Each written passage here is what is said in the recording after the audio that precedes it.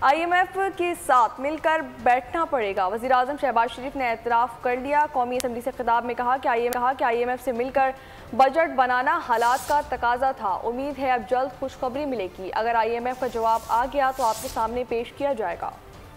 उनका मजीद कहना था कि PWD में बंदरबांट होती है, वहाँ बहुत करप्शन है। डाउन और राइट साइजिंग के हवाले से कमेटी बन चुकी है। अखराजात में कमी की रिपोर्ट ऐवान में पेश करेंगे। बजट IMF के साथ मिलकर बनाना पड़ा। बात एक फैक्ट है कि हमें IMF के साथ मिलकर हमें ये बजट बनाना पड़ा है। जो हालात हैं, मारूजी हालात हैं, उसका तकाजा ये था।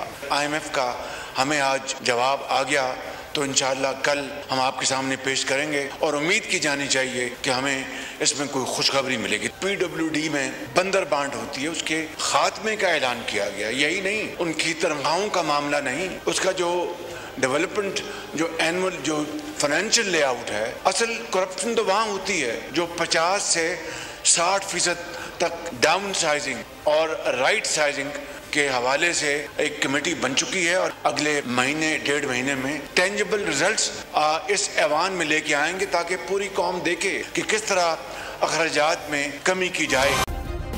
सब्सक्राइब करें और बेल दबाएं ताकि कोई खबर रह न जाए।